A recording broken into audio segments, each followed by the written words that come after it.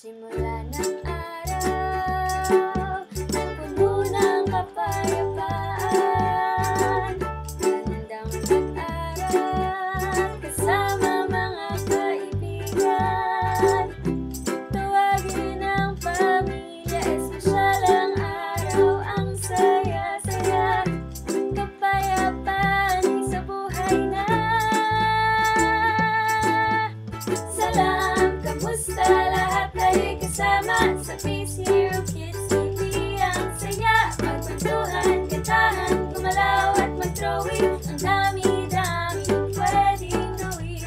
Tara na, tumutok na at sabayan natin ang Peace Hero Kids TV. A peaceful day, Peace Heroes! Ako ay si Ate Lia at masaya akong makita kayo muli para sa isang panibagong araw kung paano natin isasabuhay ang kapayapaan. Tawagin na natin ang ating mga kapamilya o kaya kaibigan at ihanda ang ating sarili by doing our peace identity routine.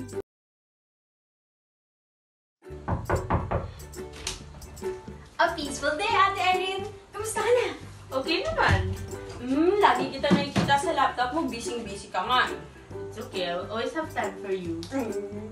Miss na kita, Ate Erin!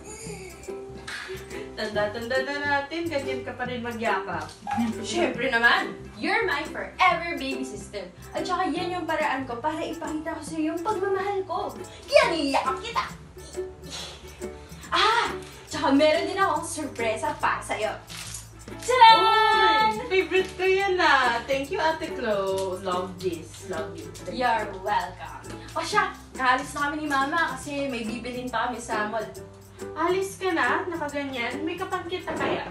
Sige nga! Thank you, Ate Erin! Opo ka dyan. Oh, alam mo na yung makeup na ilalagay mo sa akin? Siyempre. Wow, Master! Thank you, Ate Erin. I love you! Pagmamahal. Alam nyo ba na mayroong 5 paraan upang maipakita natin ang ating pagmamahal? Ang 5 love languages ay base sa pag-aaral na ginawa ni Gary Chapman. Ang love language ay isang paraan kung paano natin maipapakita at maipaparamdam ang pagmamahal. Magkakaiba man ang pinaparamdam at pagmamahal natin at sa pamamagitan ng pag-intindi sa love language ng mga tao sa paligid natin, mas mapagtitibay pa natin ang ating mga relasyon sa kanila. Ano-ano yung mga nakita ninyong paraan kung paano iparamdam ang pagmamahal sa ibang tao? Ang 5 love languages ay quality time, physical touch, words of affirmation, giving gifts, and acts of service. Halika, Peace Heroes! Tignan natin kung ano nga ba ang ibig sabihin ng mga ito. Quality time o paglalaan ng sapat na oras at atensyon para sa mga taong mahalaga sa atin. Natutuwa ka ba kapag kasama mo ang iyong pamilya at mga kaibigan? Paano mo naman maipaparamdam ang ating pagmamahal sa pamamagitan ng quality time? Kapag kasama ang pamilya o mga kaibigan, iwasan muna ang distraksyon. Maaaring ibaba ang cellphone kapag kasama mo sila at ilaan ang buong atensyon sa kanila. Physical touch. May papakita natin ang pagmamahal natin sa pamamagitan ng physical touch, katulad ng pagyakap sa ating mga magulang, high five o appear sa ating mga kaibigan, o simpleng paghawak ng balikat kapag ang ating mga kaibigan ay nalulungkot. Ngunit, tandaan natin, Peace Heroes, na hindi lahat ng tao ay komportable na sila ay hawakan. Kaya importante na tayo ay magpaalam muna bago natin ito gawin. Words of affirmation.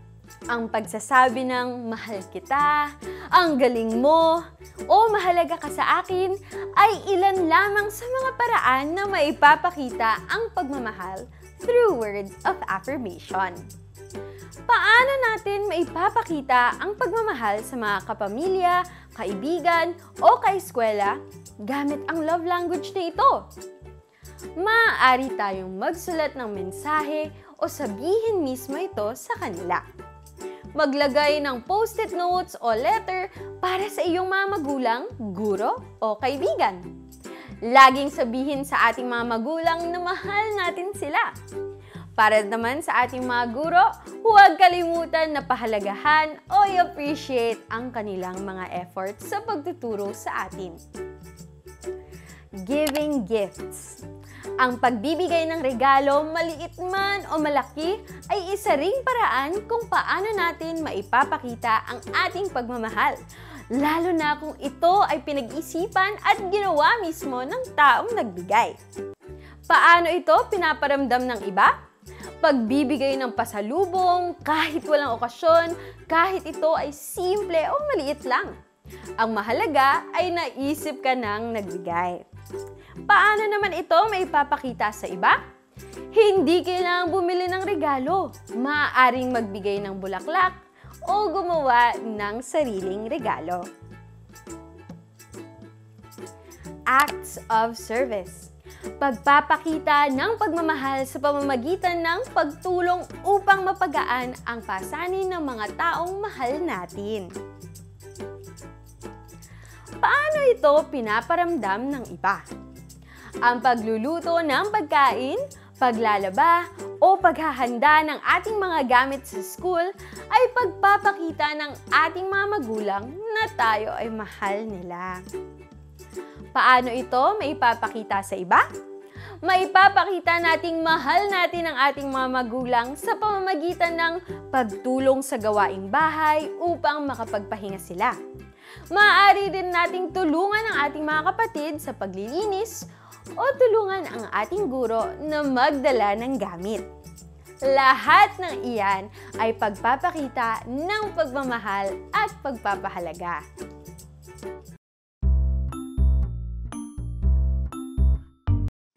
Kamusta, Peace Heroes? Alam niyo na ba kung anong love language ang meron kayo? Para sa activity natin ngayong Peace Time, ay papag-isipan natin kung paano natin nararamdaman ang pagmamahal ng iba at kung paano natin to ipaparamdam sa iba.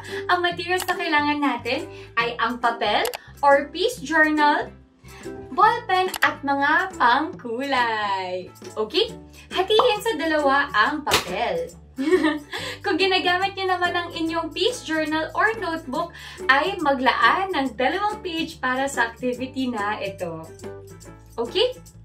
Sunod, gumawa ng 2 hugis puso.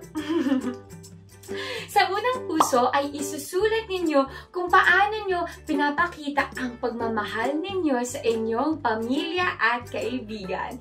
Magbigay kayo ng 3 halimbawa. Halimbawa ko, binibilhan ko sila ng paborito nilang pagkain. Niyayaya ko silang manood ng mga palabas. At sinasabi ko sa kanila na mahal ko sila bago ako matulog.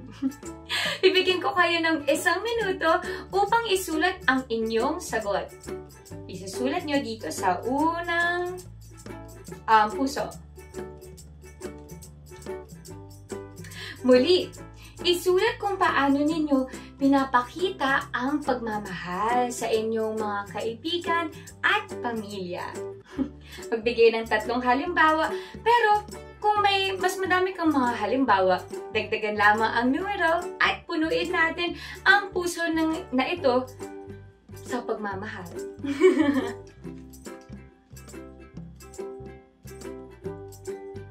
Okay, sa pangalawang puso ay isulat nyo naman ang 3 paraan kung paano ninyo gustong iparamdam sa inyo ng ibang tao ang love o pagmamahal nila. Okay, halimbawa, para sa akin, nararamdaman ko na mahal ako ng aking nanay kapag tinatanong niya ako kung kamusta ako. kapag binibilhan niya ako ng paborito kong pagkain, sinigang. At kapag pinapahiram niya sa akin ang mga gamit niya, katulad ng mga damit. Bibigyan ko ulit kayo ng 1 minuto upang isulat ang inyong sagot sa pangalawang puso. Muli, isusulat ninyo kung paano nyo gustong iparamdam sa inyo ang pagmamahal. So kung kanina, paano mo binibigay ang pagmamahal? Ngayon, paano mo gustong ibigay sa iyo ang pagmamahal? Maaari rin ninyong kulayan ang inyong mga puso at lagyan ito ng mga designs. So, katulad ng ginawa ko, gumamit ako ng pink tsaka red na marker. Tapos na ba kayo mga Peace Heroes? Alam mo, magbigay tayo ng isang peace clap para sa inyo. 1, 2, 3, go! Go! Peace! Dahil ngayon, mas naging aware na kayo kung paano ninyong gustong iparamdam sa ibang tao ang pagmamahal mo sa kanila. At alam nyo, isa pang peace clap. Tara! 1, 2, 3, go! Go! Peace! Kasi alam nyo na rin sa sarili ninyo kung paano ninyo nararamdaman ang pagmamahal ng iba. Kung paano nyo gusto makakuha ng pagmamahal. Ano nga ba ang nararamdaman nyo na alam nyo na ang mga ito? Alam nyo na ang mga 5 love languages.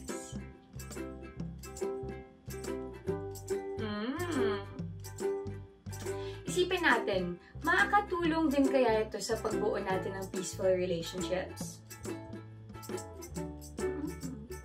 Maaari bang iba ang ating love languages sa love languages ng ating mga kaibigan at kapamilya? Ano sa tingin niyo, Peace Heroes? Posible kaya na magkakaiba tayong love languages? Ang love languages ay makakatulong sa atin upang bumuo ng peaceful relationships. Dahil mas alam na natin kung paano natin maipaparamdam sa iba ang love na meron natin. Posible din talaga na ang mga love languages ay iba-iba sa mga tao. Na ang ating mga kaibigan at kapamilya ay may ibang love languages kaysa sa atin. Kaya mas magiging maingat tayo na magbigay ng judgment na hindi nila tayo mahal o hindi nila na-appreciate ang mga ginagawa natin sa kanila. Kasi minsan pala, iba lang ang pag-communicate nila ng pagmamahal at pagkalinga nila sa atin.